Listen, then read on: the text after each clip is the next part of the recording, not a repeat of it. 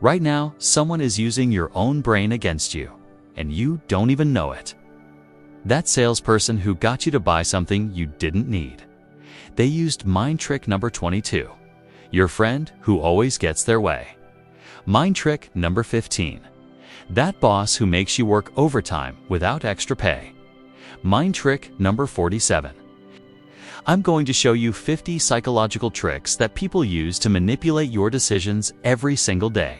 Some of these are so subtle, you'll realize you've been a target for years. But here's the thing. Once you know these tricks, you become immune to them. And if you're feeling bold, might even use them yourself. Fair warning, you'll never look at conversations the same way again.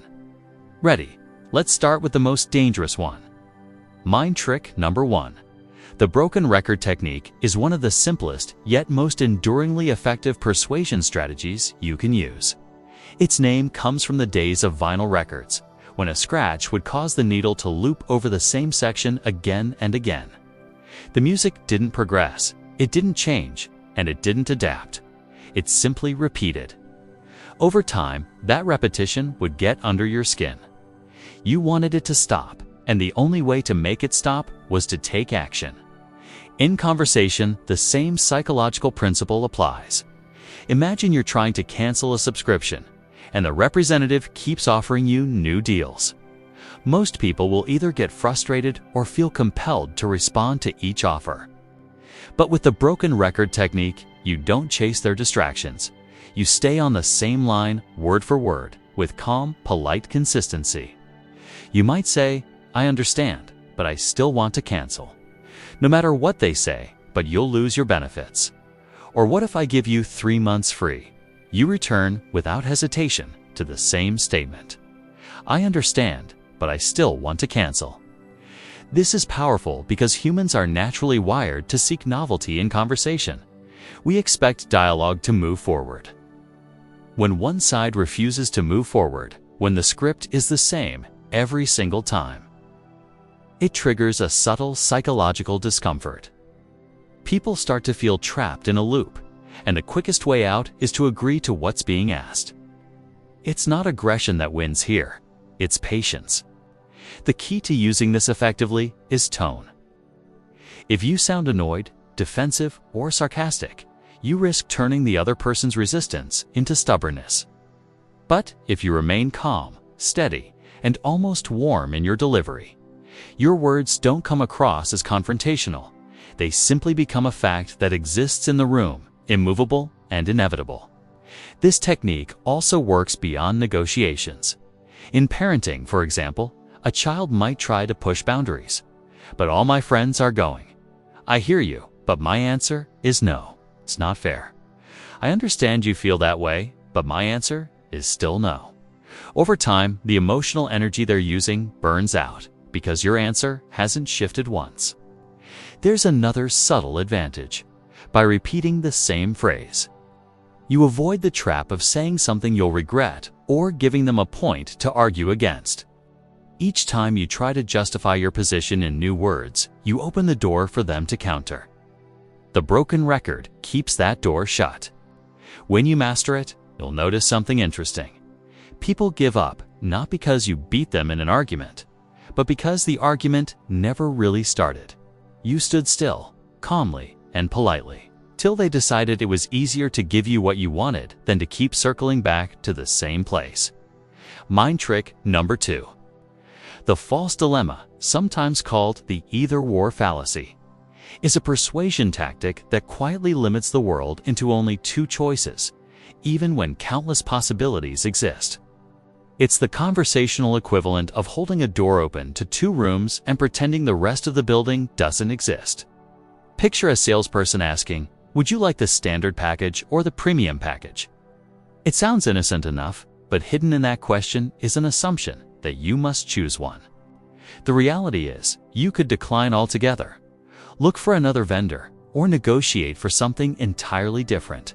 But by framing the situation as an either-or choice, they shrink your focus until you forget there might be other paths. This works because the human brain has a deep love of simplicity. Decision-making is taxing. It drains mental energy. When someone offers only two options, our minds latch on to the clarity of the choice rather than pausing to wonder if the premise is even correct. The false dilemma is essentially a shortcut to compliance. It removes the complexity that might make you pause, think, and possibly resist. Skilled persuaders make these two options feel equally visible and reasonable, even when both lead to the outcome they want. In politics, it can sound like you're either with us or against us. In relationships, it may take the form of, if you loved me, you'd do this. Each choice is framed to pressure you into alignment. When using it yourself, the key is subtlety. Present the options in a natural, conversational tone, as though they're the only logical possibilities. Don't announce that there are only two choices. Let the listener assume it. This way, they feel as though they are in control, when in fact, you've already drawn the lines of the playing field. The false dilemma is not just a manipulation tool. It can also be a powerful motivator when used ethically. If someone is paralyzed by indecision, offering a narrowed set of options can help them act. But in its manipulative form, it is a way to gently fence in someone's thinking, so they end up exactly where you want them. The moment you recognize a false dilemma being used on you, the easiest defense is to step outside the frame entirely. Ask yourself, what other options might exist? The fact that this question feels freeing is proof of how subtly the tactic can restrict your thinking. Mind trick number 3. The straw man technique is one of the oldest tricks in the art of persuasion and debate. Its name comes from the idea of building a fake opponent out of straw, something easy to knock over, rather than facing a real, well-armored adversary. Instead of addressing what someone actually said, the straw man distorts their argument into something weaker, exaggerated, or absurd. Imagine a person suggesting we should invest more in public transportation to reduce traffic and pollution. A manipulative response might be, "So you think we should ban all cars and force everyone onto buses?" That is not what they said, but it's a version that's easier to attack. This works because arguments, especially emotional ones, move quickly. Most people don't stop to carefully correct the distortion. They get pulled into defending themselves against the new, weaker version. The manipulator controls the frame, and once the conversation is happening inside that frame, they hold the advantage. In media and politics, the straw man is used constantly. It creates the illusion of victory, because the audience sees one side winning without realizing the actual argument was never engaged with honestly. It's not about truth, it's about optics. When you use the straw man in a subtle way, you can mask it as clarification. So what you're really saying is, and then tweak their point just enough to make it easier to challenge. If done with skill, they may not notice the shift until they're defending something they didn't even believe in to begin with. The straw man thrives in emotionally charged discussions because heightened emotions make us less precise with language and slower to notice misrepresentation. It works best when there's an audience. Because the person being misrepresented might not want to seem petty or argumentative by constantly correcting small distortions. The danger of the straw man is that if the person catches you in the act, it can erode trust instantly. That's why highly skilled manipulators often use humor or exaggerated examples as cover. So if they're called out, they can retreat with, "I was just joking." To defend against it, always bring the conversation back to your original point. "That's not what I said. Let me restate it." This forces the other person to either confront your real position or openly refuse to engage with it. Mind trick number 4. The sunk cost fallacy is a mental trap that turns past investments into chains. It's the belief that because you've already poured time, money, or effort into something, you must keep going, even when logic says you should walk away. Imagine a gambler who's lost hundreds at a slot machine. Instead of leaving, they tell themselves, "I've already put so much into this, my win has to be coming." They keep feeding coins into the machine, not because it's rational, but because quitting feels like throwing away all that they've already spent. This same thinking shows up in business, relationships, education, even hobbies. Someone might stay in a failing relationship because we've been together for years. They might keep funding a project that isn't working because we've already spent so much on it. The fallacy lies in thinking that the past investment changes the present value. It doesn't. What's gone is gone, and continuing may only increase the loss. Marketers and manipulators know this well.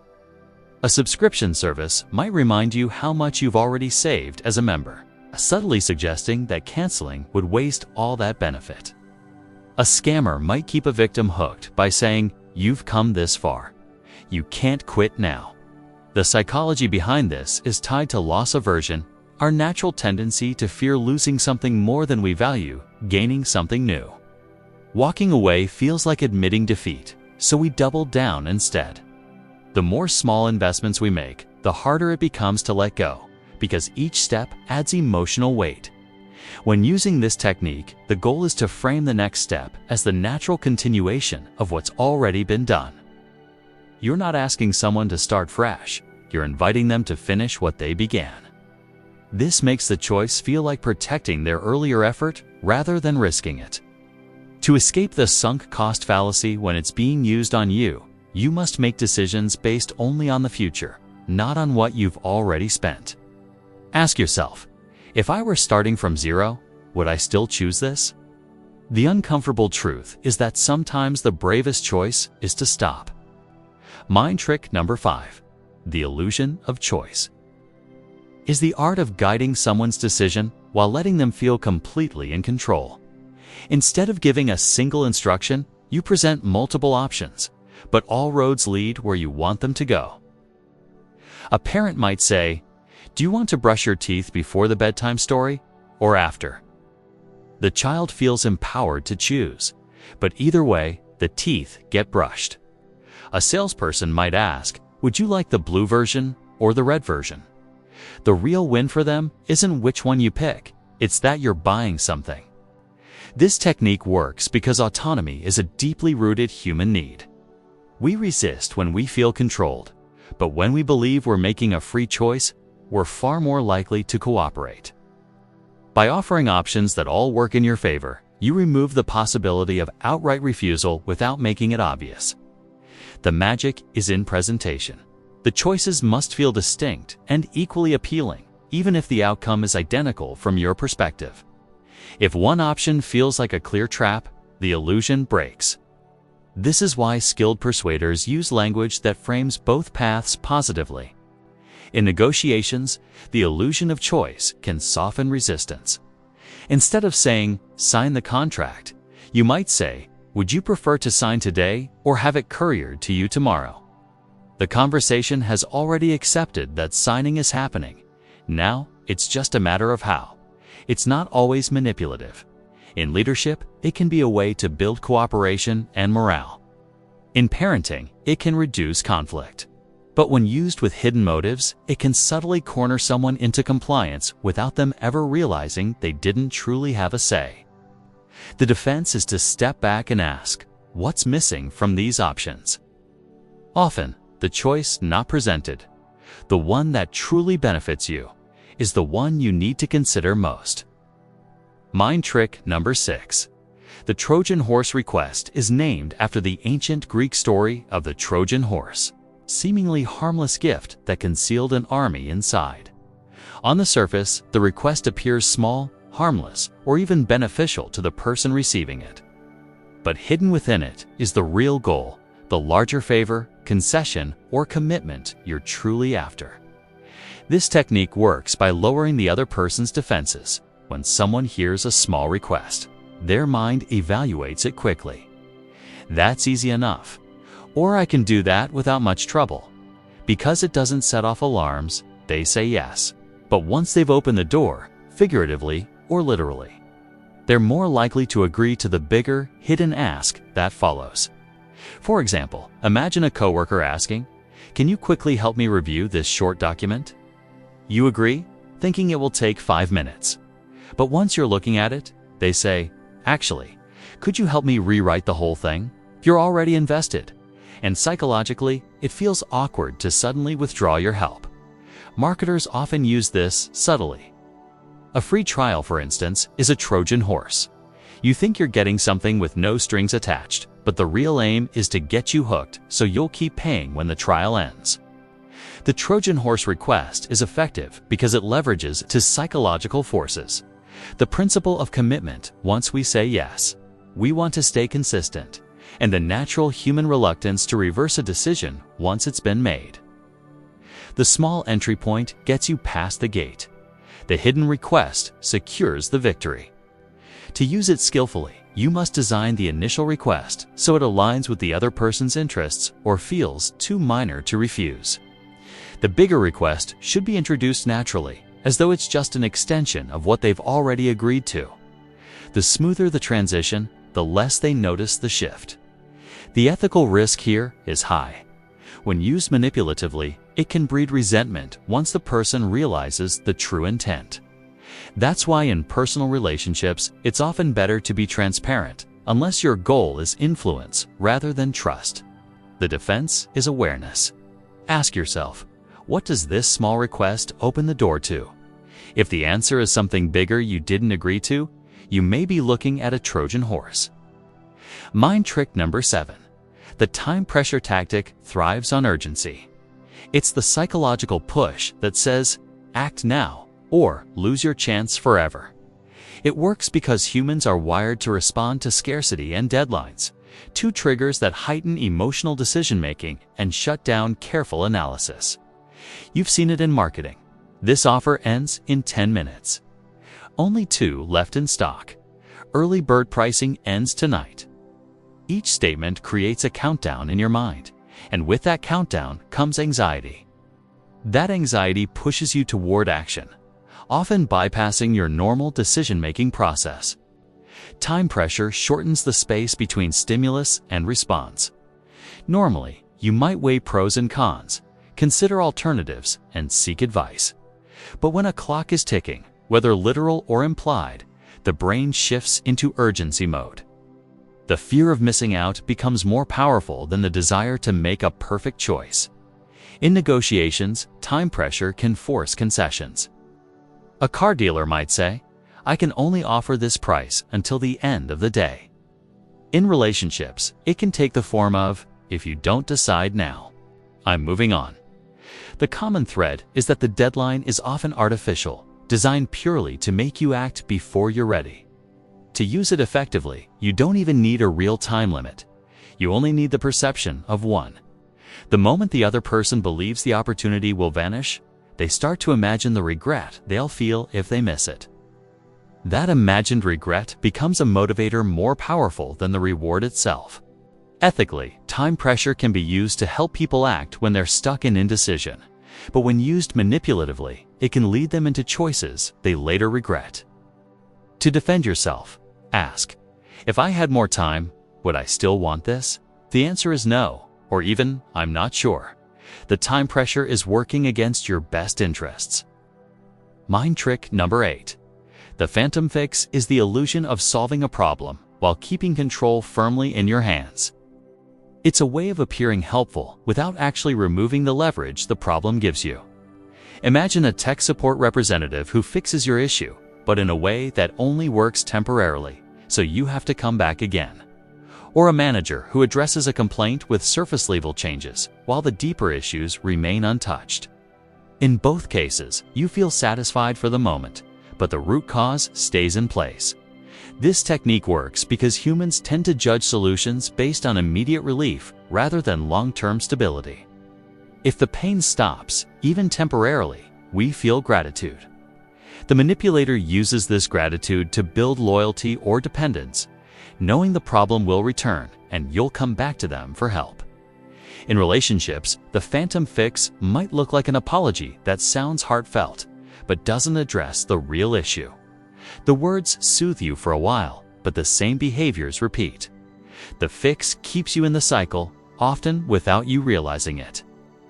To use this tactic, you offer just enough of a solution to create the feeling of progress. You address the visible symptoms but leave the underlying problem in place. Over time, this creates a dependency loop. They keep coming back to you, and you remain in control. The ethical problem is obvious. It's deception disguised as generosity. But in certain contexts, like business strategy, it can be used to keep clients engaged and profitable over the long term. The defense is to look beyond the immediate relief.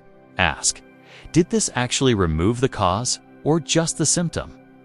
If the problem keeps recurring, you may be dealing with a phantom fix. Mind trick number 9.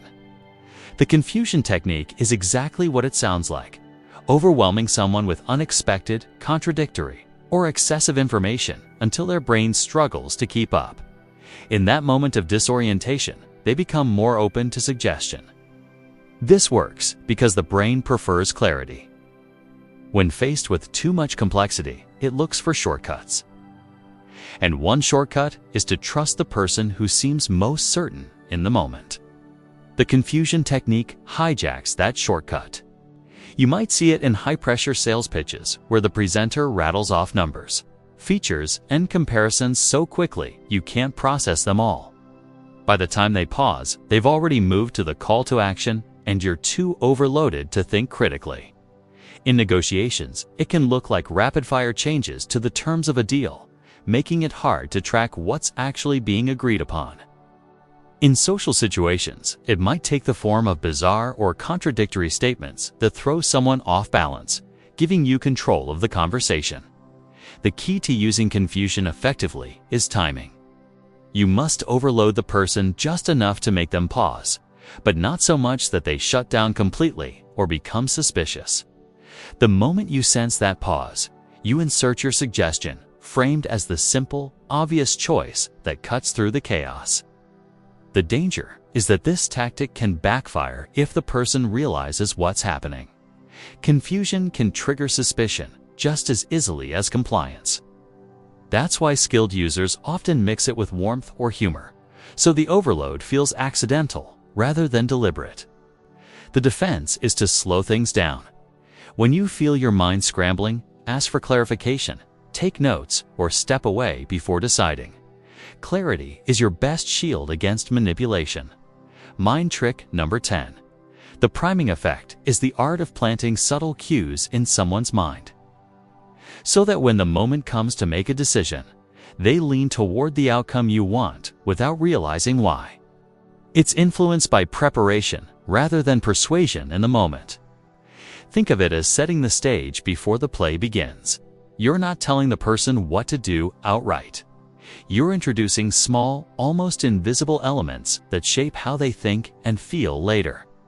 This might be as simple as using certain words in conversation, showing specific images, or even creating an environment that triggers the associations you want them to have. For example, a real estate agent might light a vanilla-scented candle before showing a home, because research shows that warm, familiar scents can make a space feel more inviting and safe. Or a job interviewer might casually mention teamwork and collaboration several times before asking how you handle group projects, priming you to frame your answer around those values. The priming effect works because our brains make constant associations. We link new information to whatever is already active in our minds. By introducing those associations beforehand, you guide the direction of someone's thoughts without having to argue for it directly. The trick is to keep it subtle. If priming is too obvious, it feels manipulative and can trigger resistance. Instead, it should be woven naturally into the environment or conversation. Almost like background music, you don't notice until you realize it's influencing your mood. This technique can also be used in relationships. If you want your partner to be more open to a vacation, you might start by talking about how relaxing the ocean sounds are, or by showing them beautiful travel photos days before the actual suggestion. By the time you bring it up, their mind is already leaning toward agreement. To defend against priming, you need self-awareness. Notice if your thoughts or preferences seem to be shifting after exposure to repeated words, images, or ideas. Ask yourself whether the conclusion you're leaning toward is truly yours, or if it might have been quietly shaped beforehand. When used skillfully, the priming effect doesn't feel like persuasion at all. It feels like the natural unfolding of your own thoughts. That's what makes it so effective and so powerful. Mind trick number 11. Gaslighting is one of the most insidious psychological manipulation techniques because it doesn't just influence what you think. It makes you doubt your ability to think at all.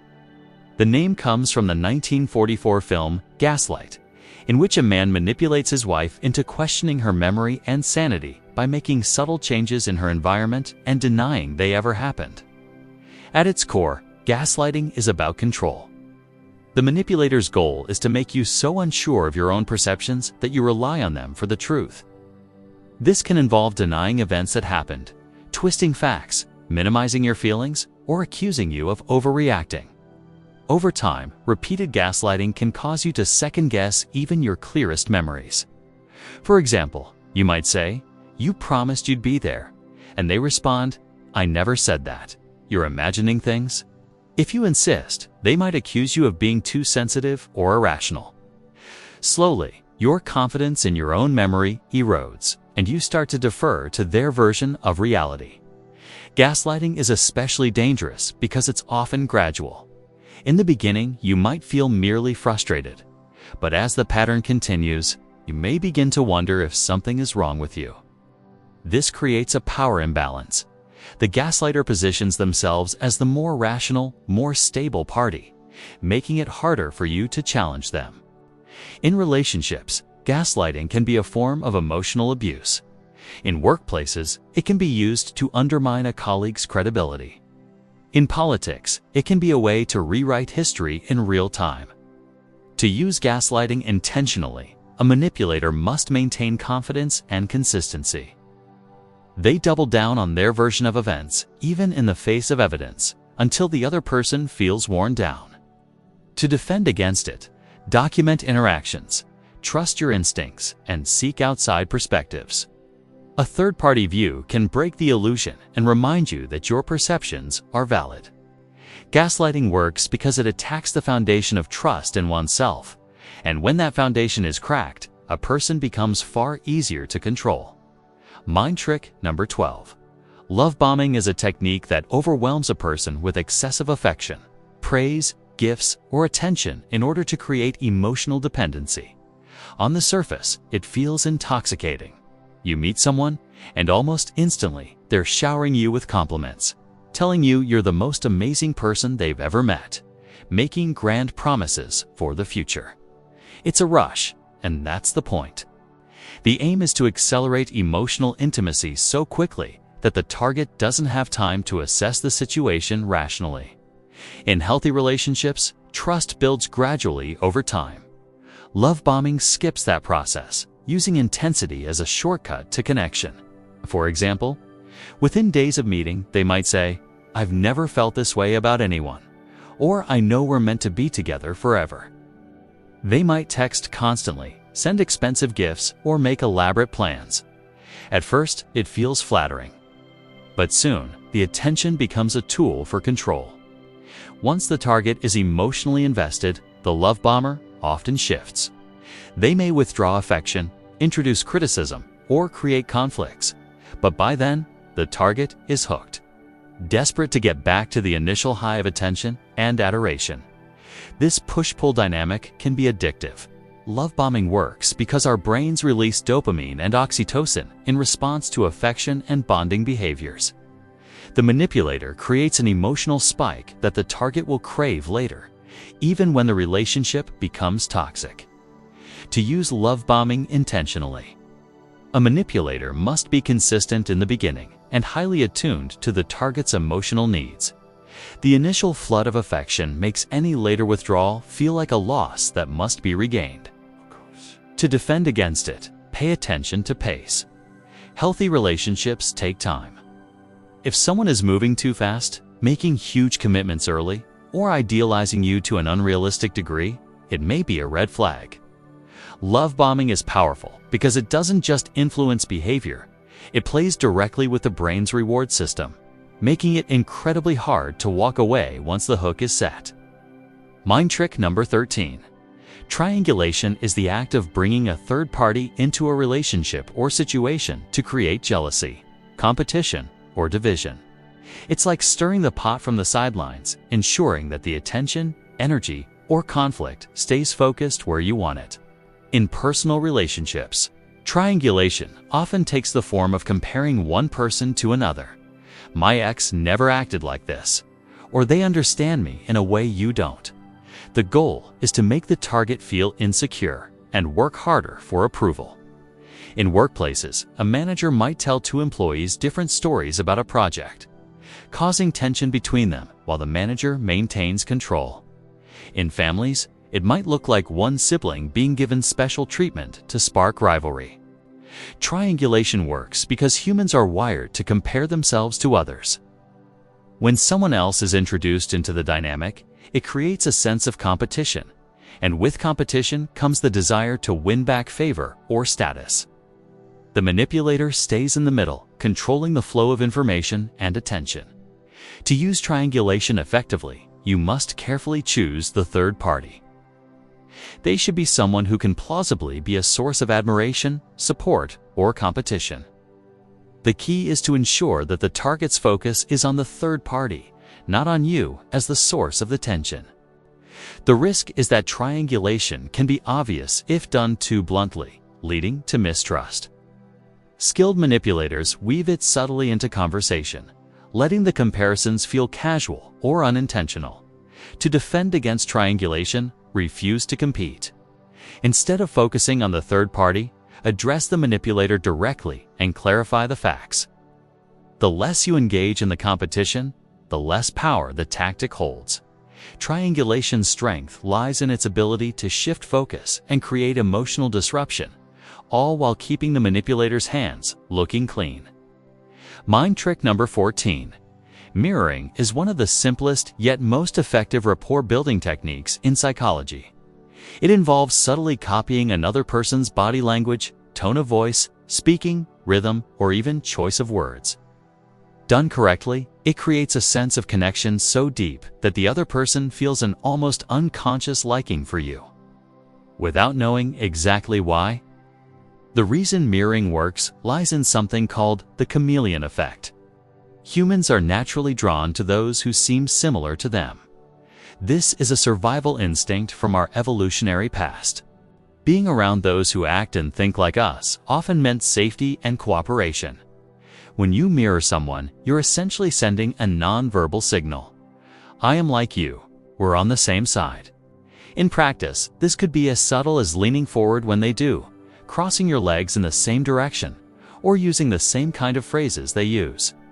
If they speak slowly, you match their pace. If they laugh softly, you soften your own laugh. It's important that these adjustments be natural and gradual. If they notice you're mimicking them, it can break trust instantly. Mirroring isn't just physical, it can be emotional. If someone shares good news, you match their enthusiasm. If they share something sad, your tone softens in empathy. This emotional alignment can build deep trust very quickly. Skilled negotiators often use mirroring during tense discussions. By reflecting the other person's movements and tone, they lower defenses and make it easier to find agreement. Salespeople use it to make clients feel comfortable. Even in dating, mirroring can create a subtle feeling of chemistry. To defend against unwanted mirroring, increase your awareness of body language. If you notice someone consistently matching your movements or tone, it may be intentional. That doesn't mean it's manipulative, but it's worth being conscious of the influence it can have. When done sincerely, mirroring is not just a persuasion tool, it's a bridge between two people, making them feel understood without a single word of direct persuasion. Mind trick number 15. Future faking is a tactic where someone makes grand promises about the future to secure something they want in the present.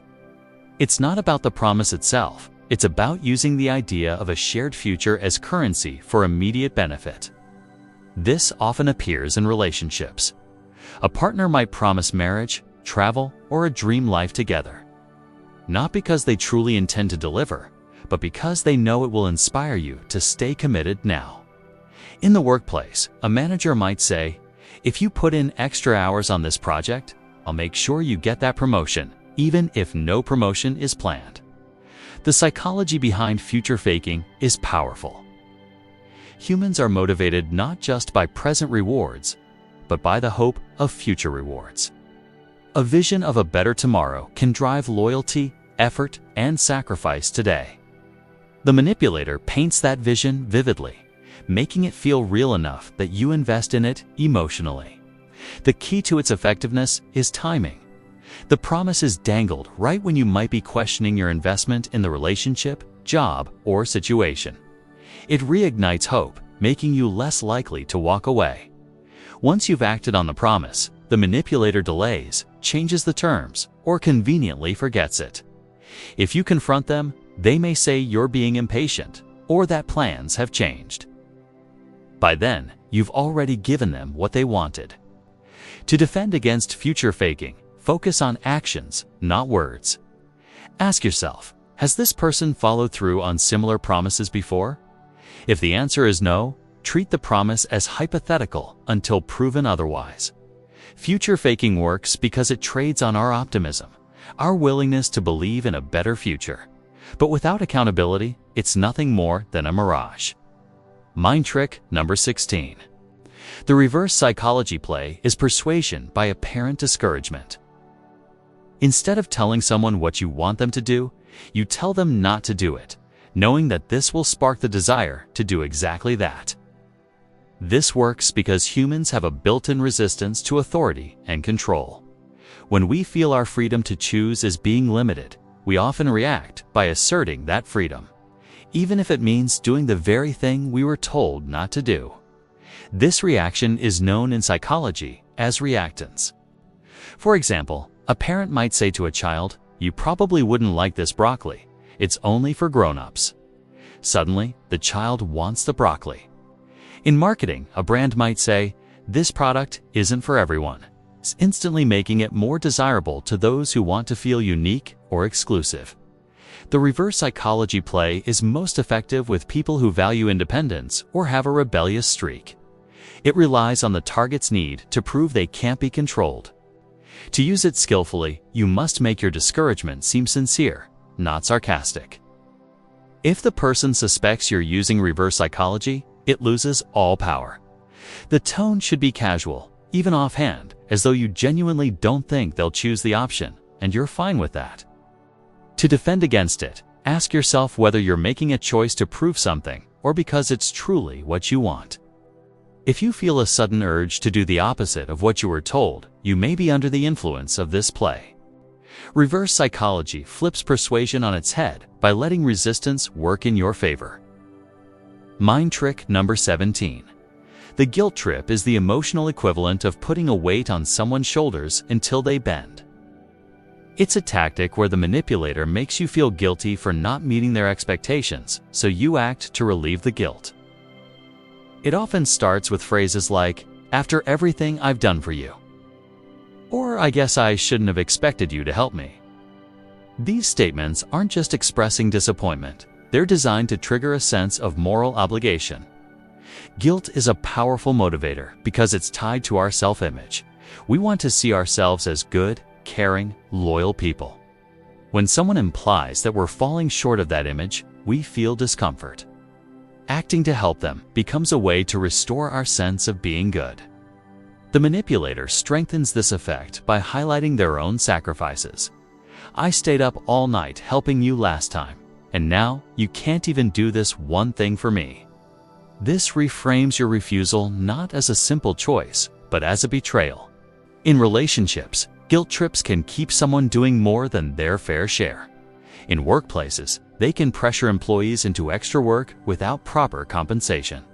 In families, they can keep adult children tied to obligations they no longer want or can handle. To use the guilt trip effectively, the manipulator must position themselves as the moral high ground. The person who has given more, suffered more, or deserves more. This makes refusal feel like moral failure. The defense is to separate feelings from facts. Ask, "Am I truly in the wrong, or am I being made to feel that way?" Sometimes, saying no is the most respectful thing you can do for yourself. The guilt trip works because it weaponizes our empathy, turning our own conscience into a tool for someone else's benefit. Mind trick number 18. The victim card is a manipulation tactic where someone positions themselves as the injured, helpless, or unfairly treated party in order to gain sympathy, deflect blame, or get their way. Instead of engaging in logical argument or negotiation, they appeal to emotions, specifically your compassion and sense of justice. When used skillfully, this approach can shift the balance of power in a conversation instantly. If someone frames themselves as the victim, it becomes much harder to criticize them without appearing cruel or insensitive. For example, in a workplace disagreement, an employee might say, "I've been under so much pressure lately and nobody here supports me," subtly moving the discussion away from the actual issue and onto their hardship. The victim card works because humans are naturally wired to respond to suffering. Empathy is a core part of social connection, and when someone presents themselves as vulnerable, our instinct is to protect, help, or at least ease their discomfort. Manipulators know this, and they know that once you step into the role of rescuer, you're less likely to hold them accountable. In personal relationships, this can be especially powerful. A partner might turn every conflict into a story of how they've been mistreated, making it difficult for you to express your own grievances.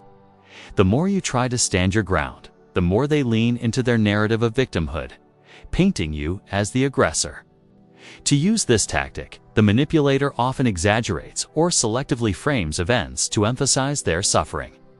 They may bring up past hardships unrelated to the current issue, or strategically highlight ways in which others have wronged them. The aim is to make the current conversation about their pain, not their responsibility. To defend against it, you must separate empathy from decision-making. It's possible to acknowledge someone's difficulties without letting those difficulties erase their accountability. Ask yourself, are they sharing this to seek genuine support or to avoid responsibility? The victim card is effective because it taps into one of our strongest emotional drives, the desire to relieve suffering. But when that drive is exploited, it can lead you into choices that serve someone else's interests rather than your own. Mind trick number 19. The silent treatment is a form of passive-aggressive control, where one person intentionally withdraws communication as a way to punish, manipulate, or regain power. It's not just silence, it's silence with intent. When someone stops talking to you without explanation, it creates emotional discomfort. Humans are social creatures. We're wired to seek connection and clarity. When communication is cut off, our minds search for a reason, and if we think we might be the cause, guilt sets in.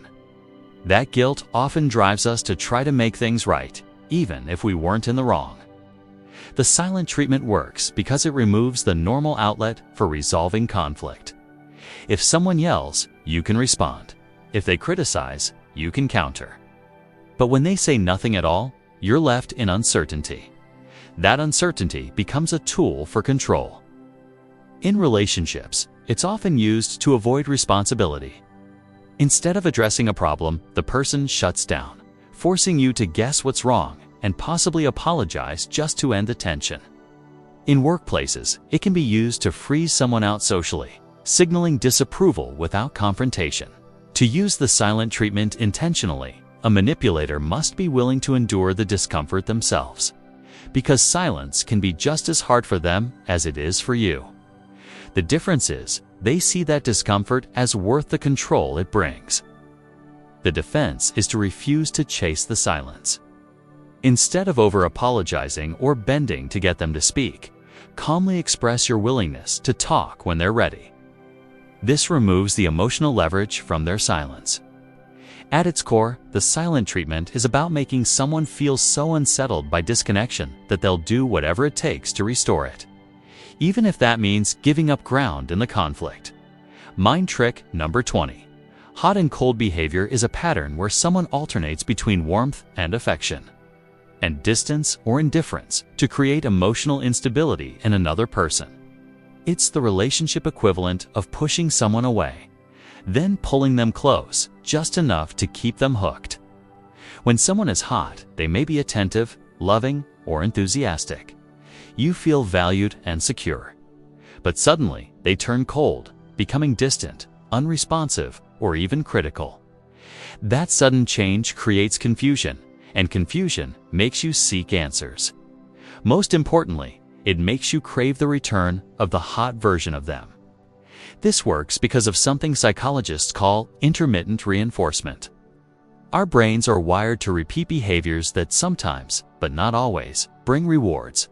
It's the same principle that keeps gamblers hooked at slot machines. You never know when the jackpot will come, so you keep playing. In relationships, hot and cold behavior can make you work harder for someone's attention, believing that if you just do the right thing, the warmth will come back.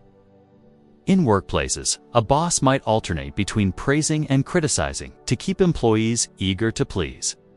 To use this technique, the manipulator must control the timing of their warmth and withdrawal carefully.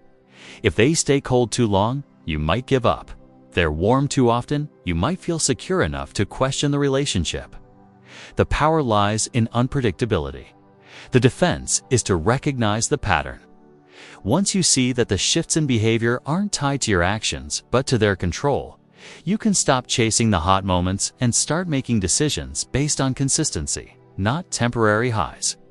Hot and cold behavior is addictive not because of the warmth itself, but because of the uncertainty that surrounds it and the human drive to resolve that uncertainty. Mind trick number 21. The foot in the door technique is based on a simple but powerful idea. If you can get someone to agree to a small request, they're more likely to agree to a larger one later. The initial small yes opens the psychological door to a bigger yes. For example, a charity might first ask you to sign a petition, a low-effort, low-commitment action. Once you've agreed, they might follow up by asking for a donation. Since you've already shown support, refusing feels inconsistent with your earlier action. This technique works because of the principle of commitment and consistency. People like to see themselves as consistent in their behavior. If you said yes once, saying no later creates internal tension, something psychologists call cognitive dissonance. To avoid that tension, you say yes again. In sales, the foot in the door might mean offering a free trial, then asking for a subscription. In relationships, it could be as simple as asking a friend to help you move a chair. Then later, asking them to help you move all your furniture. To use it effectively, the initial request must be genuinely small, easy enough to agree to without hesitation. The follow-up should feel like a natural extension of the first, not a sudden leap. The defense is to evaluate each request independently, rather than feeling obligated because of past agreement. Ask yourself, if this were the first thing they asked me, would I still say yes? The foot in the door technique is powerful because it transforms small, seemingly harmless agreements into stepping stones toward much larger commitments, all without overt pressure. Mind trick number 22. The door in the face. Technique is the art of starting with a request so large and unreasonable that the other person is almost certain to reject it. Then immediately following it with a much smaller request, which is the one you actually wanted all along. It works because of a psychological principle called the reciprocal concessions effect. When someone says no to a big request and you then concede by making a smaller request, they feel socially compelled to reciprocate your apparent compromise by saying yes. It feels like meeting in the middle, even though the middle is exactly where you plan to be. For example, a charity worker might first ask, "Would you be willing to donate $500 to our cause?" When you say no, they quickly respond, "I understand. Could you at least contribute $20? The smaller amount suddenly feels much more reasonable in comparison, even if you wouldn't have agreed to it without the big ask first. In negotiations, a salesperson might pitch the most expensive package first. Then act understanding when you refuse, before presenting a lower-priced option. The contrast makes the second option feel like a bargain. This technique is effective because humans dislike feeling inflexible or uncooperative. When someone appears to compromise with us, we instinctively want to match that gesture. The key to using the door-in-the-face technique well is to ensure the first request is big enough to be rejected, but not so absurd that it damages your credibility. The follow-up request should be positioned as the realistic alternative. The defense is to evaluate each request independently of the one before it. Just because something feels smaller or more reasonable after a big ask doesn't mean it's right for you. Mind trick number 23. The bait and switch is a deceptive tactic where someone lures you in with an appealing offer. The bait and then replaces it with a less appealing or entirely different option, the switch. You've probably seen it in advertising. A store promotes an incredible deal on a product, but when you arrive, that product is sold out. And they try to sell you something else at a higher price. In relationships, it might look like someone presenting themselves one way early on: attentive, generous, aligned with your values, and then revealing a very different reality once you're invested. The bait and switch works because it exploits momentum. Once you've committed mentally or physically to pursuing the offer, you're already in motion. That momentum, combined with the effort you've put in, makes it harder to walk away empty-handed. The switch often comes with an explanation meant to soften the disappointment. That model's sold out, but this one is even better. Or things have changed, but I think you'll like this alternative. By framing the switch as a positive, the manipulator can sometimes make you feel as though you're getting an upgrade. To use this technique effectively, you must ensure that the bait is strong enough to grab attention, but the switch is still close enough to the original offer that it feels worth considering. If the gap is too large, the target will feel tricked and may walk away in anger. The defense is to pause and reassess when the terms change. Ask yourself, if I had known this was the actual offer from the start, would I have pursued it? Mind trick number 24. The Ben Franklin effect is based on the counterintuitive idea that if someone does you a favor, they are more likely to like you even more than if you had done them a favor. The name comes from a story Franklin himself told in his autobiography. He had a political rival he wanted to win over. Instead of offering him a gift, Franklin asked to borrow a rare book from the man's library. The rival agreed. Franklin returned it promptly with thanks, and from that moment on, the man treated him with greater warmth. The psychology here is simple. When we do something kind for someone, our brain looks for a reason to explain it. If we don't have a strong external reason, we conclude that we must like the person. Otherwise, why would we help them? This creates a subtle shift in our feelings toward them. To use the Ben Franklin effect, you don't ask for a huge favor. Instead, you request something small, specific, and easy to fulfill. The key is to make it personal enough that it feels like an act of trust. Over time, as the person does more favors for you, their sense of liking you deepens. In workplaces, this might mean asking a colleague for advice or help on a small project before seeking greater collaboration. In relationships, it could be as simple as asking someone to pass you something or share a recommendation. The defense is awareness.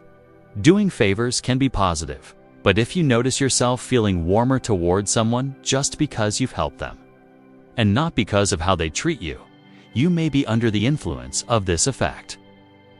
Mind trick number 25. The reciprocity principle is the powerful social rule that says, if someone gives us something, we feel obligated to give something back. This is not just cultural, it's deeply rooted in human psychology and evolution. Societies have always relied on mutual exchange to survive, and our brains have carried that instinct forward. Marketers use this constantly. A company might give you a free sample, knowing that you'll feel more inclined to buy something in return. Fundraisers might send you a small gift in the mail, like return address labels, before asking for a donation.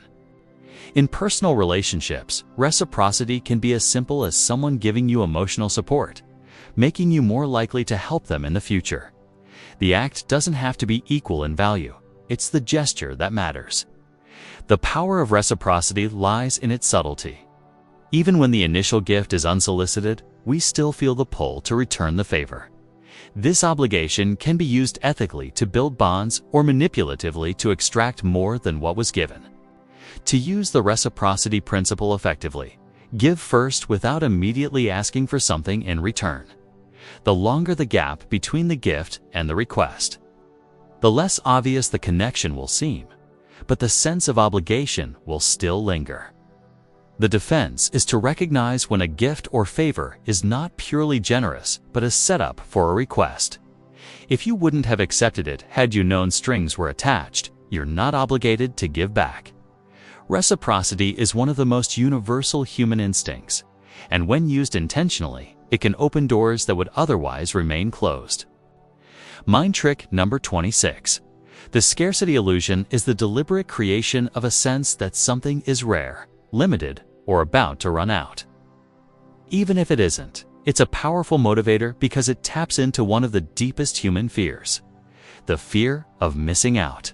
When we believe something is scarce, its perceived value increases dramatically. This is why a simple "only 3 left" message on an online store can make us hit the buy button faster. It's not just about wanting the item, it's about avoiding the pain of losing the chance to have it. Marketers have mastered this. Limited time offer, exclusive edition, offer ends at midnight. These phrases are designed to bypass careful thought and trigger urgency. The same tactic shows up in social situations. Someone might suggest that their time is extremely limited, making you more eager to secure their attention. In relationships, a person might hint that others are vying for their affection, making you more motivated to lock it down before someone else does. The scarcity illusion works because our brains are wired to prioritize resources that seem rare. In our evolutionary past, scarcity often meant survival. If food, water, or shelter were limited, those who acted quickly had a better chance of living. That instinct still drives us today, even when the scarcity is artificial. To use it effectively, the scarcity must feel real and believable. If it's too obviously manufactured, people will feel manipulated and lose trust.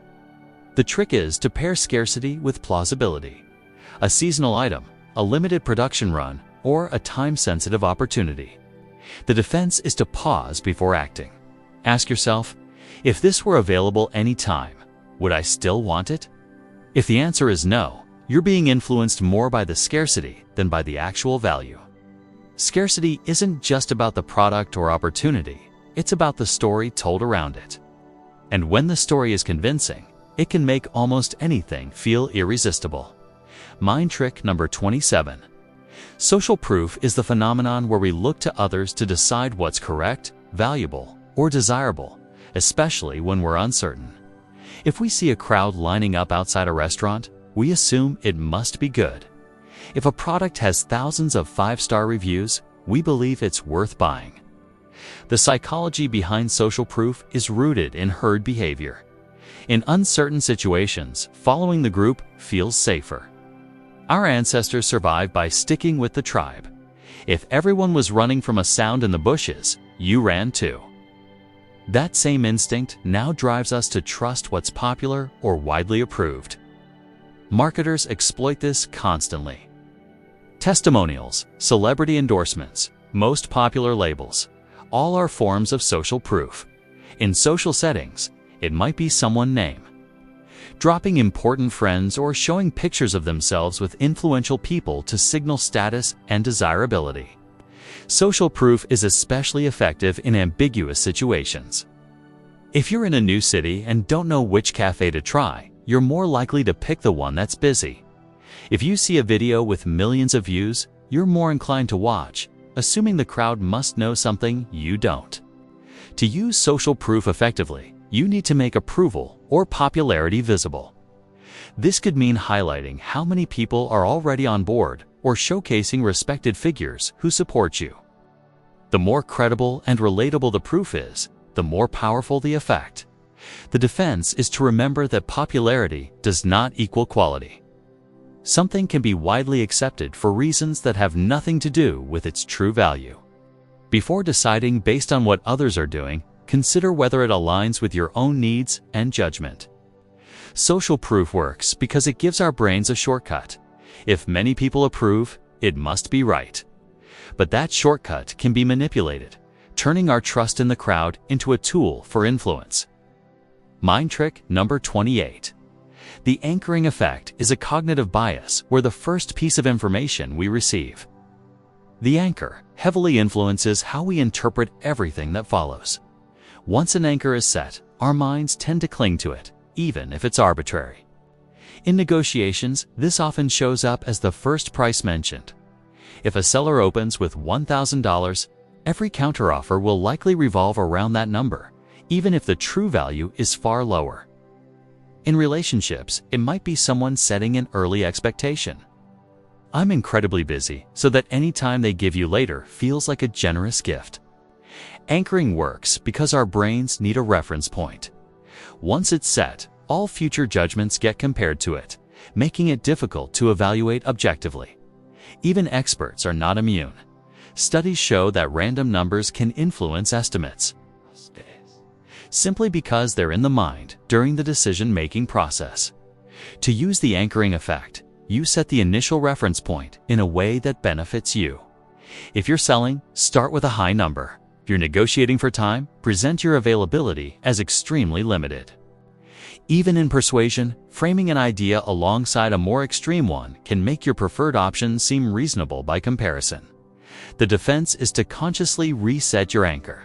Ask yourself, if I hadn't heard that first number or statement, how would I judge this? Detaching from the anchor takes effort, but it restores perspective. Anchoring is powerful because it's subtle. The first number, statement, or impression seems harmless, but it shapes every decision that comes afterward. Mind trick number 29.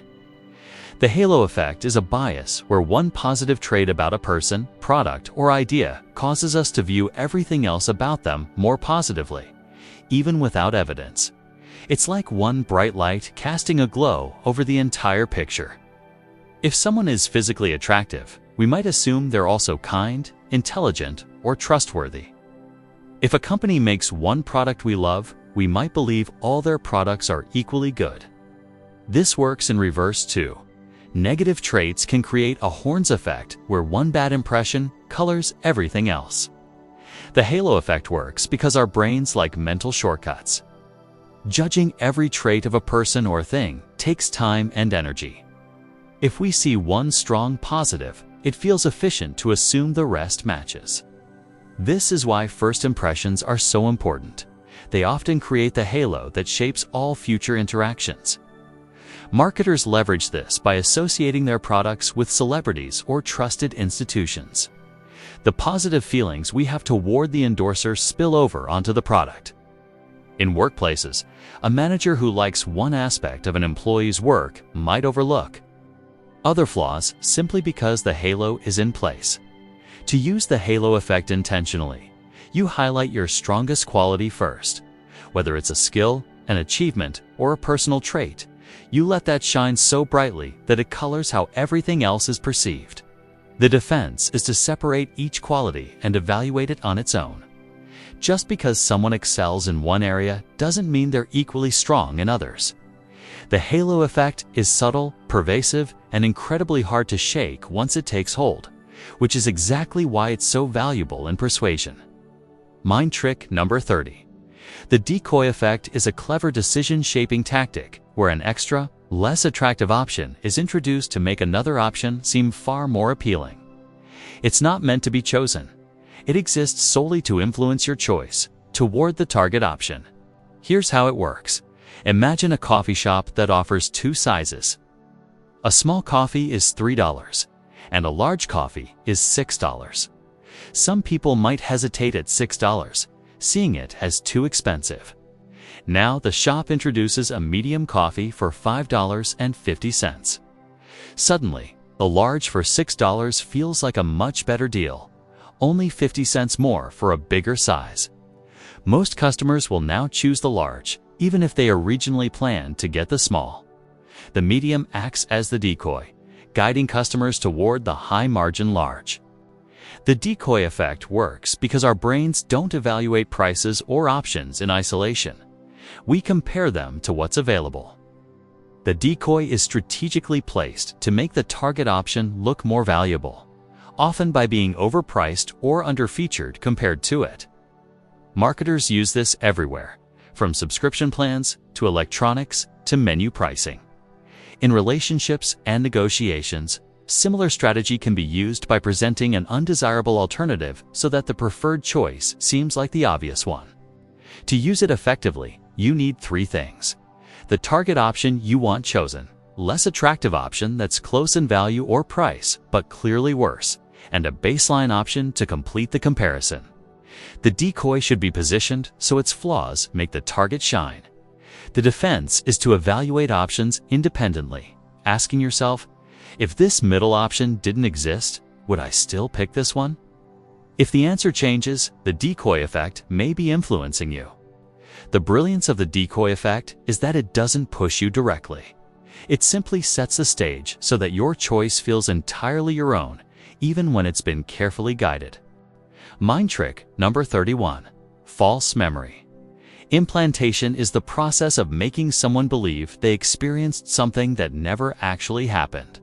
It's a powerful form of suggestion that manipulates one of our most trusted mental tools, memory. This can be as subtle as saying, "Remember when we talked about this last week?" even if no such conversation occurred. Over time, especially if the person's memory is vague, they might accept it as true. Research in psychology has shown just how easy it can be to create entirely fabricated memories by combining suggestion, repetition, and vivid details. For example, in an experiment, participants were told about a fictitious childhood event, being lost in a shopping mall, with gentle prompting and additional details. Many participants began to recall the event, complete with imagined sights and sounds. False memory implantation works because memory is not a perfect recording. It's reconstructive.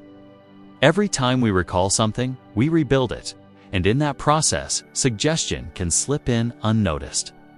Over time, the brain can store that altered version as if it were the original. Manipulators use this to reshape someone's understanding of the past. In relationships, it can be a form of gaslighting, convincing someone they said or did something they didn't. In legal or workplace settings, it can be used to distort events in a way that benefits the manipulator's narrative.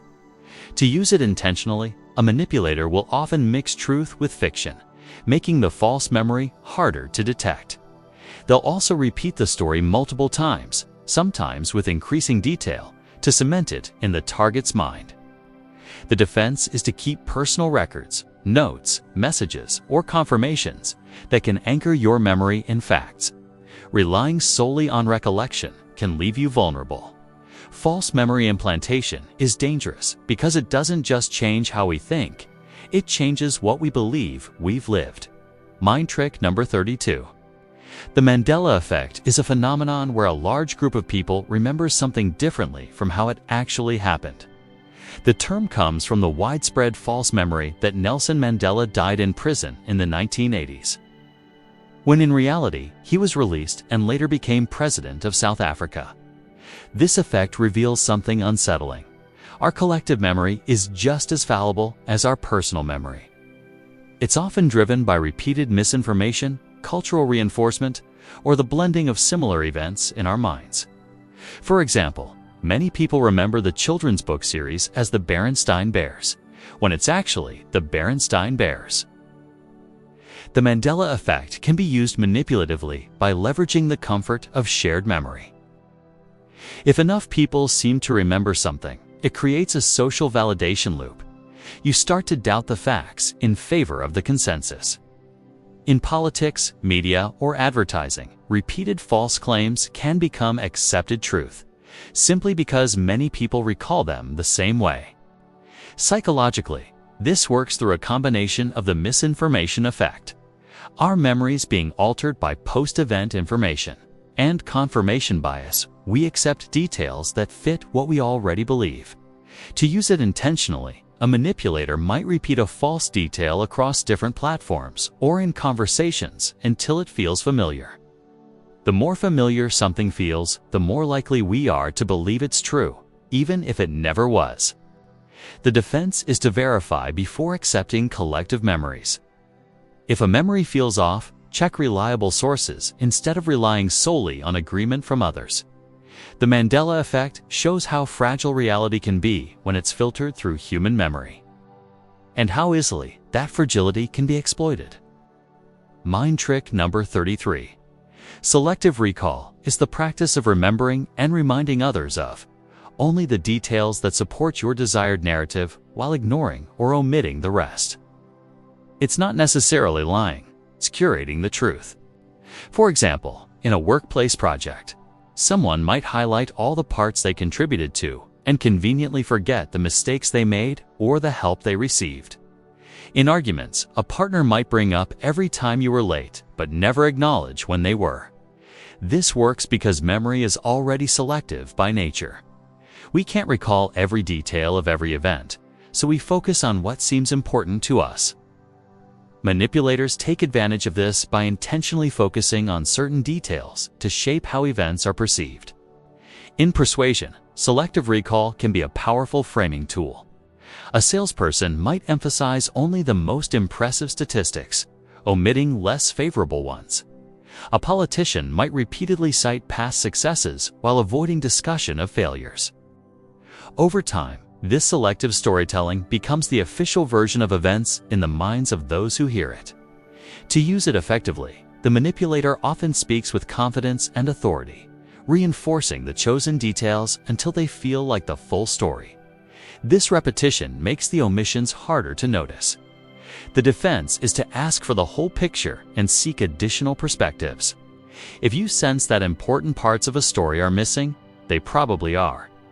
Selective recall is subtle because it doesn't create new facts. It just arranges existing ones in a way that serves a purpose. That's what makes it so difficult to detect and so persuasive when used with skill. Mind trick number 34. The Rashomon effect is named after Akira Kurosawa's classic film Rashomon, in which multiple characters describe this same event. Yet each account is different, shaped by personal bias, perspective, and self-interest. The effect highlights how subjective reality can be and how easily perception can be influenced by framing. In everyday life, this shows up whenever two or more people witness the same situation but recall it differently. A workplace disagreement might be remembered by one person as an unprovoked attack and by another as a justified defense. In relationships, a breakup might be framed by one partner as a betrayal and by the other as a necessary escape. Both are true from their own perspectives, but neither is the complete truth. The Rashomon effect works as a manipulation tool when someone uses selective framing to tell their version of events in a way that protects their image or advances their agenda. By controlling the narrative, they can make themselves seem like the reasonable party and cast others in a less favorable light. The power here lies in the fact that memory is not just imperfect, it's inherently subjective. Our emotions, beliefs, and desires all color what we notice, how we interpret it, and how we recall it later. Once someone presents their version confidently, it can be hard to challenge without looking like you're denying their lived experience. To use the Rashomon effect intentionally, you emphasize the elements of an event that support your perspective while downplaying or reinterpreting others. You might stress your good intentions, highlight selective details, or place events in a sequence that makes you look more sympathetic. The defense is to gather multiple perspectives before forming a conclusion. When you hear conflicting accounts, assume that each may contain partial truth and partial bias. Only by comparing different viewpoints can you approach a fuller understanding. The Rashomon effect reminds us that truth is often a mosaic of overlapping, imperfect recollections, and whoever controls the framing can shape what others see as reality. Mind trick number 35. The recency effect is the tendency to remember the most recent information we've received better than earlier information. In other words, what you heard last often sticks in your mind the most. Whether it's a closing argument, a final sales pitch, or the last scene of a movie. This works because our short-term memory holds on to the freshest data. And if there's not too much interference afterward, that data moves into long-term memory. In persuasion, this means that leaving a strong final impression can outweigh earlier mistakes or weaker points. For example, in a job interview, even if your first few answers are average, a confident, thoughtful final response can leave the interviewer with a positive overall impression. In sales, a closer might use their last moments to emphasize benefits, give a special discount, or tell a compelling story, ensuring that's what the customer walks away remembering. Manipulators use the recency effect by saving their strongest emotional appeals or most persuasive points for last. In conflicts, someone might end an argument with a heartfelt statement or a dramatic gesture, overshadowing the earlier parts of the conversation. To use it effectively, you should think strategically about sequencing. Plan your interactions so that the final moments carry the message you want remembered. Even in casual conversation, ending on a high note can create a lasting positive impression. The defense is to consciously evaluate the entire interaction, not just the ending. Ask yourself whether the final statement truly outweighs everything that came before, or if you're simply remembering it more clearly because it happened last. The recency effect shows that in persuasion, it's often not how you start that matters most. It's how you finish. Mind trick number 36. The primacy effect is the counterpart to the recency effect. It's the tendency to remember the first information we encounter better than what comes after. First impressions, first arguments, first experiences. They often hold disproportionate weight in our minds. Psychologically, this happens because early information forms a mental framework that shapes how we interpret everything else. Once we have an initial impression, our brains tend to filter new information through that lens, often giving it less importance if it doesn't match. In persuasion, the primacy effect means that starting strong can give you a lasting advantage. In a debate, the first speaker often sets the tone, framing the issue in a way that the audience continues to reference subconsciously. In marketing, a brand that's first to introduce a product often dominates perception, even if competitors later offer better options. Manipulators use the primacy effect by ensuring their version of events or their value proposition is heard before anyone else's. By doing so, they anchor the listener's perception early, making later contradictions feel less convincing. To use it effectively, you must seize the first opportunity to make your case, and do it with clarity, confidence, and memorability. Your first impression should align with the image or outcome you want to maintain. The defense is to stay aware of your natural bias toward early information. Seek out later perspectives before deciding and resist the temptation to lock on to the first thing you hear. The primacy effect proves that beginnings matter. They can shape everything that follows, sometimes more than we realize. Mind trick number 37. The Google effect, also known as digital amnesia, is the tendency to forget information we believe we can easily look up later. In the age of search engines, our brains outsource memory, storing less actual data and more knowledge of where to find it. This works because human memory is adaptive. In the past, remembering facts directly was crucial. Today, with instant access to information, the brain prioritizes remembering how to retrieve information rather than the information itself. If you know you can Google it, you're less likely to store it long term. While this can free up mental space for problem solving and creativity, it also makes us more dependent on external sources and more susceptible to influence. If someone controls your access to those sources or manipulates the search results you see, they can shape your understanding of reality. In persuasion, the Google effect can be exploited by encouraging people not to verify information themselves, but to look it up on a curated source. If that source is biased or manipulated, their conclusions will be too. To use it strategically, you might plant an idea that's vague enough to prompt someone to research it. But ensure that when they do, they encounter supporting information first. The defense is to be aware of your reliance on external memory. If something matters to you, make an effort to store it internally or confirm it from multiple credible sources. The Google effect reminds us that in an age of infinite information, The gatekeepers of that information hold extraordinary power. Mind trick number 38. The sleeper effect is a fascinating psychological phenomenon where a message becomes more persuasive over time, even if it initially came from an untrustworthy or weak source. At first, the impact is minimal because we discount the credibility of the source. But as time passes, we tend to remember the message itself and forget or discount where it came from. Imagine hearing a questionable health tip from a friend who's known for believing conspiracy theories. You might dismiss it at first, but weeks later, the tip resurfaces in your mind. And because you're no longer focused on where you heard it, it feels more plausible. The content has survived while the skepticism tied to the source has faded. This happens because of how memory works. We store the core of information separately from its context. Over time, the connection between the message and its source can weaken. Without that link, our critical filter isn't as active when we recall the information. Manipulators use the sleeper effect by planting ideas they know won't be accepted immediately, trusting that those ideas will ripen in the mind later. In politics, this might mean floating a controversial policy early, letting it be dismissed, but ensuring it's still in the public consciousness for when conditions change.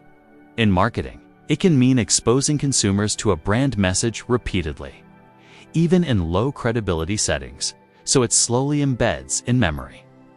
To use it effectively, the key is repetition and time.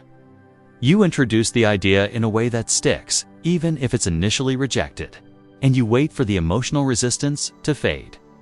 The defense is to note not just what you hear, but where you hear it. Keeping source credibility linked to the message in your memory will help you maintain your critical thinking when the idea resurfaces. The sleeper effect proves that influence isn't always immediate. Sometimes, the seeds planted today grow roots only when you've forgotten who planted them. Mind trick number 39. The availability. Heuristic is a mental shortcut where we judge the likelihood or frequency of something based on how easily examples come to mind. If you can recall it quickly, you assume it must be common or significant, even if it's not. This is why people often overestimate the danger of plane crashes after seeing them in the news, or why hearing about a few shark attacks can make the ocean seem more dangerous than it is. Our minds confuse vividness and recency with probability. Manipulators use the availability heuristic by flooding your awareness with examples that support their narrative. If a politician wants you to believe a city is unsafe, they highlight every recent crime, even if crime rates are low overall. If a company wants you to believe their product solves a big problem, they share multiple stories of people who suffered without it. The power of this heuristic lies in emotional impact. Stories and images stick in our minds more than statistics. A single vivid anecdote can outweigh dozens of dry facts simply because it's easier to remember. To use it effectively, you supply examples that are not only memorable but emotionally charged. The goal is to make your desired conclusion feel obvious because the evidence comes to mind effortlessly. The defense is to ask, am I judging based on facts or just on what I've recently seen or heard? Taking a step back to review broader data can counter the pull of vivid but unrepresentative examples. The availability heuristic shows that what feels true isn't always what's statistically true, and that our mental shortcuts can be quietly shaped by what others choose to put in front of us. Mind trick number 40. The Baader-Meinhof phenomenon, also called the frequency illusion, occurs when something you've just learned about suddenly seems to appear everywhere. It's not that the thing is new, it's that your brain has started noticing it more. Say you hear about a rare type of bird for the first time. The next day, you spot it in your neighborhood, then again in a magazine, then again in a documentary. It feels like the universe is sending you a sign, but in reality, your brain has simply tuned into it. This happens because of selective attention. Our minds can only process so much at once, so we filter out most of what we see and hear. When something becomes relevant to us, the filter adjusts, letting in more instances of it. Manipulators can use this by introducing a concept or brand subtly. then trusting that you'll start noticing it everywhere afterward. This sense of synchronicity can make the idea feel more important or fated than it actually is. In marketing, this is often paired with remarketing ads. You visit a product page once, and suddenly you see that product everywhere online. To use it effectively, you seed the idea in a way that connects emotionally, ensuring it sticks in the subconscious. Once the person starts spotting it in their environment, they may interpret that as validation. The defense is to recognize that noticing something more often after hearing about it doesn't necessarily mean it's more common, only that your brain is now on the lookout for it. The Baader-Meinhof phenomenon is a reminder that reality doesn't always change. Sometimes, only our awareness does. Mind trick number 41. The Trojan horse friendship is when someone pretends to build a genuine, caring relationship with you, but their real motive is to gather information, gain influence, or advance their own agenda. On the surface, they seem like the perfect friend. Attentive, understanding, trustworthy. They might share personal stories to encourage you to open up in return. Over time, you lower your guard, sharing details about your life, struggles, and vulnerabilities. The friendship becomes the Trojan horse. Once you've let it in, they use the access to subtly influence you, manipulate decisions, or even pass along your private information to others for their own benefit. In workplaces, this could mean a colleague befriending you to gain insider knowledge. In personal relationships, it could be someone who builds closeness only to later exploit your trust. This tactic works because humans crave connection and are more likely to share openly with those they feel close to. When the closeness feels genuine, we stop looking for hidden motives. To use it intentionally, the manipulator must invest time in building credibility and warmth. The more authentic they appear, the deeper the trust they can gain, and the more valuable the information or influence they can extract later. The defense is to balance openness with discernment. True friendships withstand scrutiny over time, while Trojan horse friendships often reveal subtle inconsistencies, shifting priorities, selective support, or moments when your vulnerability seems to benefit them more than you. The Trojan horse friendship is powerful because it weaponizes one of our most cherished human experiences: trust, turning it into a gateway for control. Mind trick number 42. The slow drip is the art of feeding someone information, suggestions, or lies in tiny, gradual doses over time, until they accept it as truth. Rather than overwhelming them with a sudden, drastic claim, you plant seeds that slowly grow, making the eventual conclusion feel natural rather than forced. This works because people resist sudden, dramatic changes in their beliefs. If you tell someone something shocking right away, they're more likely to reject it outright. But if you introduce small pieces, each seemingly harmless, over weeks, months, or even years, they gradually adjust their mental framework to accommodate the new idea. For example, a manipulator might start by hinting that a mutual friend seems a little unreliable. Later, they recall a time the friend canceled plans. Then, they mention a rumor they heard about the friend. Over time, the target begins to associate that friend with unreliability, even without direct evidence. Politicians, marketers, and even cult leaders have used the slow drip to reshape public perception. By repeating small, consistent messages, they wear down skepticism. This is why advertising campaigns often focus on repeating the same slogan for years. It seeps into the public consciousness until it feels familiar and true. To use it effectively, the key is patience. The increments must be small enough that each step feels believable and unthreatening. Over time, the accumulation creates a shift so subtle the person may not even realize their perspective has changed. The defense is to regularly step back and assess your beliefs. When did I start thinking this way? If you can't pinpoint a clear reason, it's possible you've been influenced by a slow drip. The power of this tactic lies in its subtlety. It doesn't force the door open. It just keeps loosening the hinges until the door swings open on its own. Mind trick number 43. The reverse empathy technique flips a natural act of compassion into a tool for manipulation. Normally, empathy means putting yourself in someone else's shoes to understand them. But here, the manipulator gets you to explain your own feelings in such detail that it drains your emotional energy and gives them valuable insight they can use against you later. It often starts innocently. They ask, "Tell me exactly how you feel about this." Then they press for more detail. "Why do you think you feel that way? Can you walk me through it step by step?" On the surface, it feels like they're showing deep care, but their aim isn't to support you. It's to gather emotional data. Once you've laid out your vulnerabilities, they can exploit them. If they know certain topics make you feel guilty, they can bring those up when they want you to comply. If they know what triggers your anger, they can use it to provoke a reaction at the worst moment. This technique works because humans crave understanding. We're wired to open up when someone seems genuinely interested. The more we share, the more invested we feel, and the more they can control the emotional dynamics. To use reverse empathy intentionally, you must maintain the appearance of concern while steering the conversation toward revealing details. You avoid offering solutions too quickly because the longer they talk, the more you learn.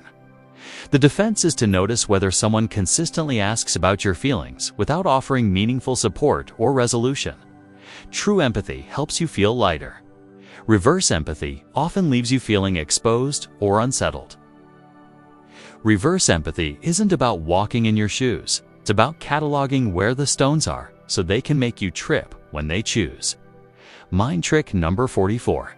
The baiting trap is a provocation technique designed to get you to react emotionally so the other person can use your reaction against you.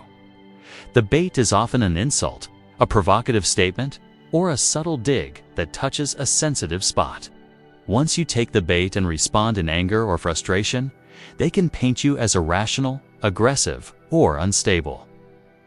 This works because humans have emotional triggers, topics, words, or gestures that bypass logic and hit us directly in our pride, fears, or insecurities. Skilled baiters know how to find and press those buttons. For example, in a workplace, a colleague might casually suggest in a meeting that your project was lucky to succeed. If you snap back defensively, they can claim you overreacted. In relationships, a partner might bring up a painful past event at just the right moment to derail a conversation or make you lose your composure. The baiting trap is especially dangerous in situations with an audience. If others witness your reaction without understanding the provocation, they may side with the baiter. To use it effectively, the manipulator must stay calm and controlled while delivering the bait, so that when the reaction comes, it seems like the problem lies entirely with you. The defense is to recognize the bait and refuse to take it. This requires self-control and the ability to pause before reacting. Sometimes, silence or a neutral response robs the baiter of their victory.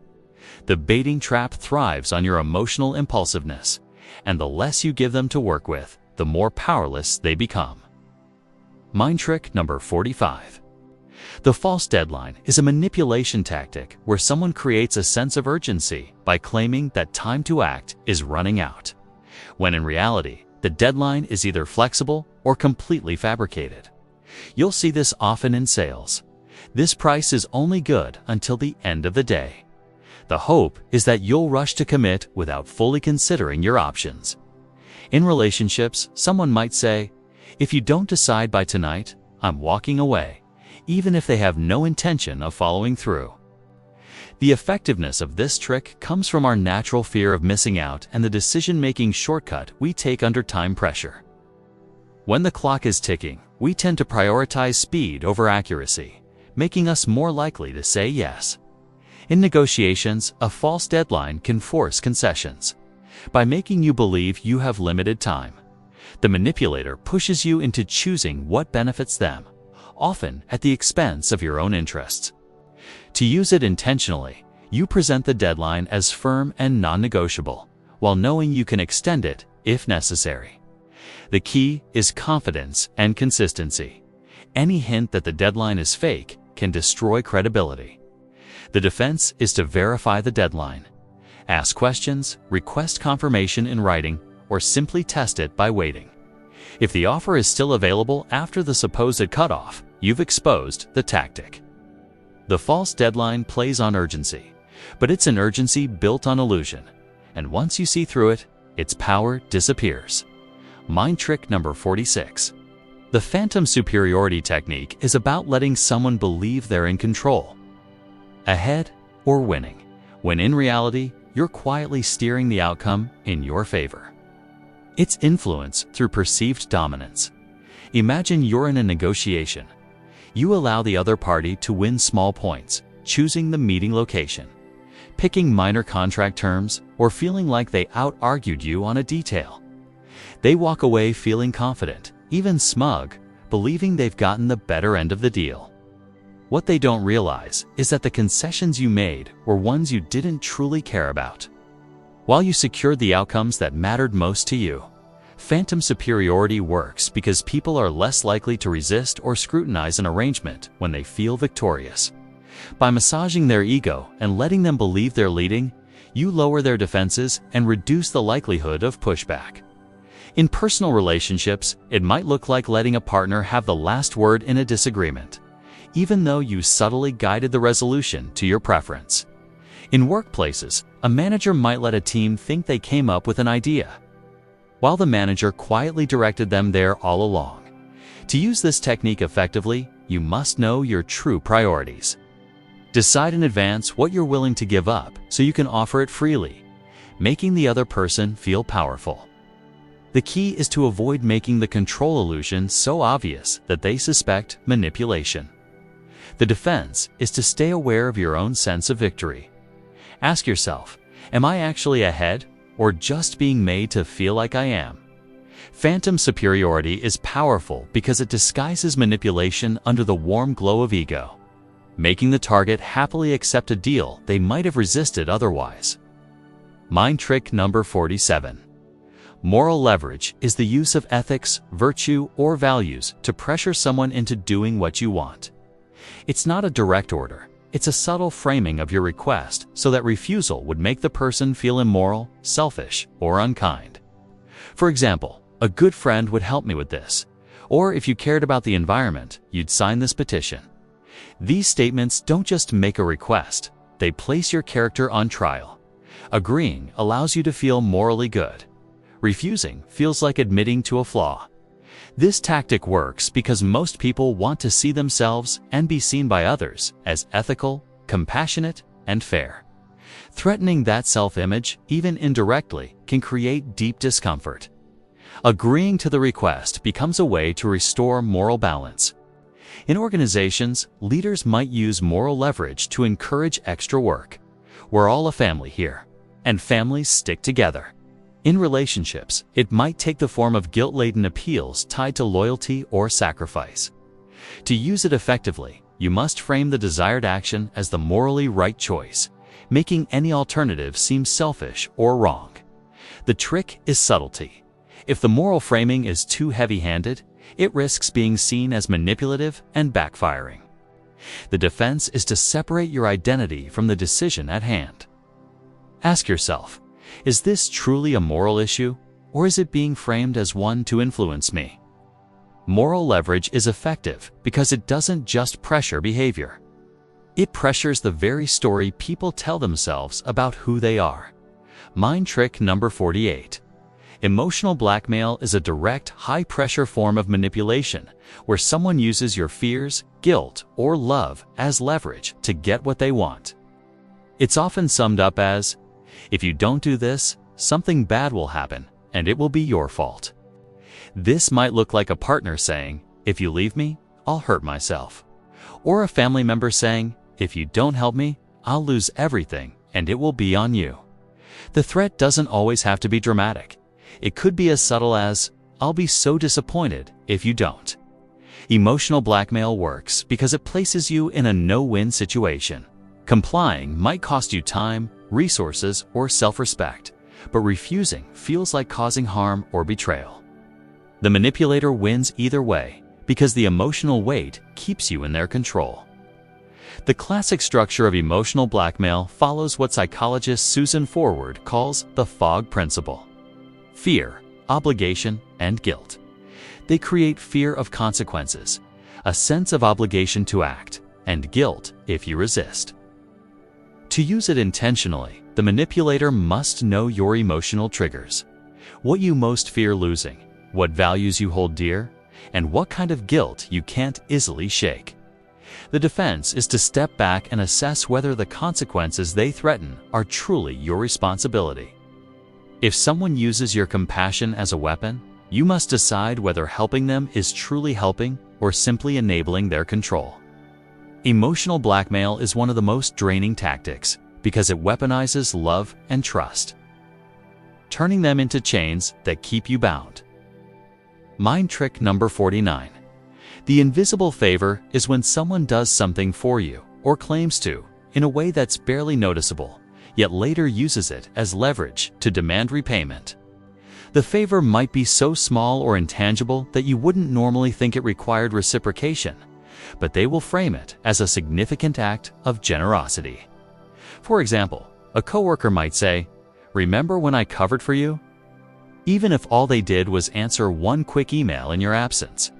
A friend might remind you that they introduced you to someone important, framing it as though they made a huge investment in you. This works because of the reciprocity principle. We feel obligated to return favors, even small ones. When the favor is invisible, it's harder to evaluate its true value, which gives the manipulator more freedom to inflate it.